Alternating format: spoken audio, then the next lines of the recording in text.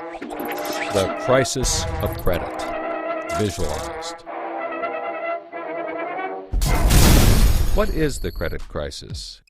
It's a worldwide financial fiasco involving terms you've probably heard like subprime mortgages, collateralized debt obligations, frozen credit markets, and credit default swaps. Who's affected? Everyone. How did it happen? Here's how. The credit crisis brings two groups of people together, homeowners and investors.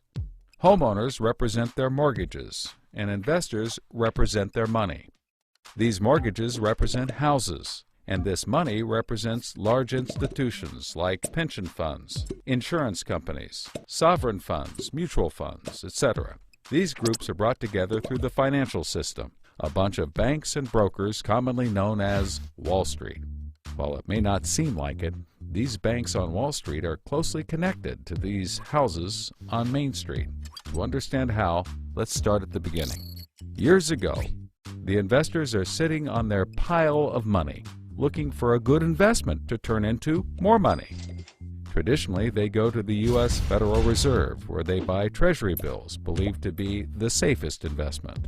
But in the wake of the dot-com bust in September 11th, Federal Reserve Chairman Alan Greenspan lowers interest rates to only 1% to keep the economy strong. 1% is a very low return on investment, so the investors say, no thanks. On the flip side, this means banks on Wall Street can borrow from the Fed for only 1%.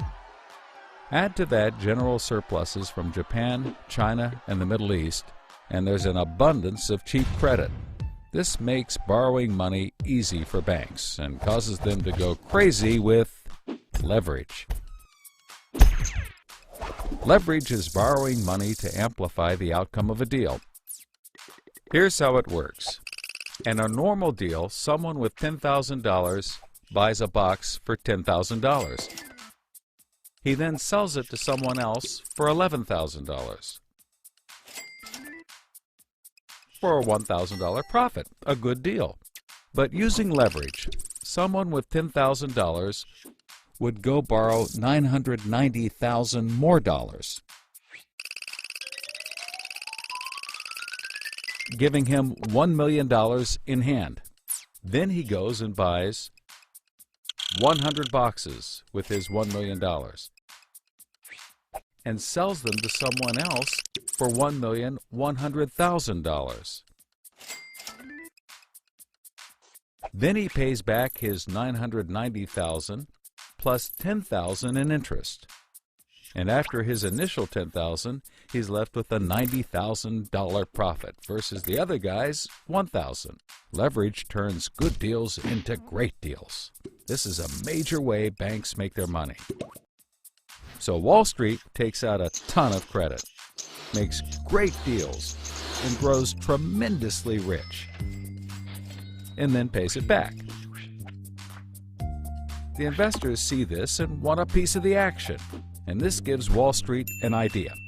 They can connect the investors to the homeowners through mortgages. Here's how it works. A family wants a house, so they save for a down payment and contact a mortgage broker. The mortgage broker connects the family to a lender who gives them a mortgage. The broker makes a nice commission. The family buys a house and becomes homeowners. This is great for them because housing prices have been rising practically forever.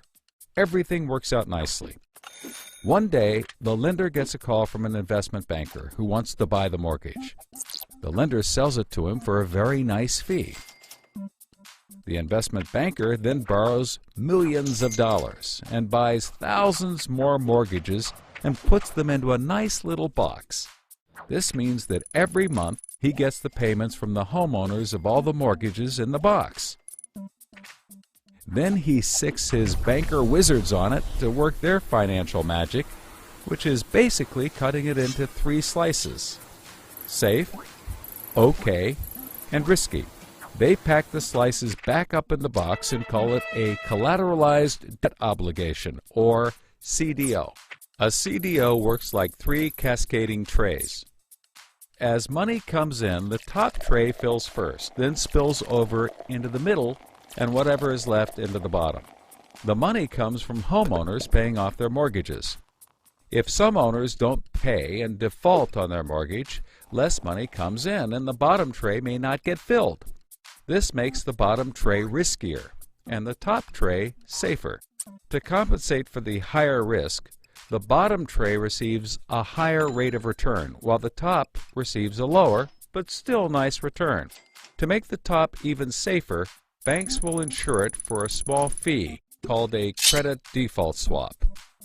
The banks do all of this work so that credit rating agencies will stamp the top slice as a safe, AAA rated investment, the highest, safest rating there is.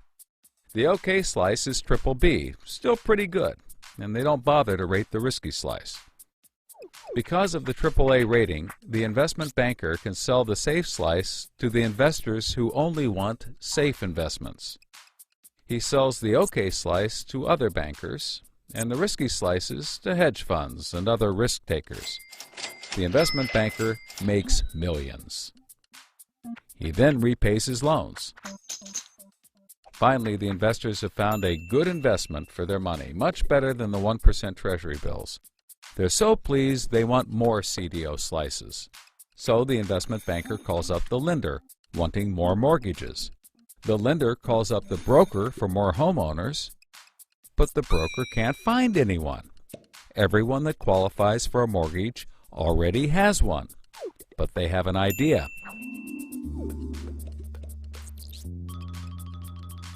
When homeowners default on their mortgage, the lender gets the house, and houses are always increasing in value. Since they're covered if the homeowners default, lenders can start adding risk to new mortgages, not requiring down payments, no proof of income, no documents at all. And that's exactly what they did. So instead of lending to responsible homeowners, called prime mortgages, they started to get some that were, well, less responsible. These are subprime mortgages. This is the turning point. So, just like always, the mortgage broker connects the family with a lender and a mortgage, making his commission. The family buys a big house. The lender sells the mortgage to the investment banker, who turns it into a CDO and sells slices to the investors and others. This actually works out nicely for everyone and makes them all rich. No one was worried because as soon as they sold the mortgage to the next guy, it was his problem. If the homeowners were to default, they didn't care. They were selling off their risk to the next guy and making millions, like playing hot potato with a time bomb. Not surprisingly, the homeowners default on their mortgage, which at this moment is owned by the banker. This means he forecloses and one of his monthly payments turns into a house. No big deal. He puts it up for sale. But more and more of his monthly payments turn into houses. Now there are so many houses for sale on the market, creating more supply than there is demand, and housing prices aren't rising anymore. In fact, they plummet. This creates an interesting problem for homeowners still paying their mortgages. As all the houses in their neighborhood go up for sale, the value of their house goes down, and they start to wonder why they're paying back their $300,000 mortgage when the house is now worth only $90,000. They decide that it doesn't make sense to continue paying, even though they can afford to, and they walk away from their house. Default rates sweep the country, and prices plummet. Now the investment banker is basically holding a box full of worthless houses. He calls up his buddy the investor to sell his CDO, but the investor isn't stupid and says, no thanks. He knows that the stream of money isn't even a dribble anymore. The banker tries to sell to everyone, but nobody wants to buy his bomb. He's freaking out because he borrowed millions, sometimes billions of dollars to buy this bomb, and he can't pay it back. Whatever he tries, he can't get rid of it. But he's not the only one. The investors have already bought thousands of these bombs. The lender calls up trying to sell his mortgage, but the banker won't buy it, and the broker is out of work. The whole financial system is frozen, and things get dark.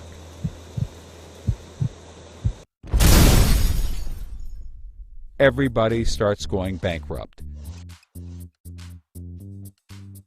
But that's not all. The investor calls up the homeowner and tells him that his investments are worthless. And you can begin to see how the crisis flows in a cycle. Welcome to the crisis of credit.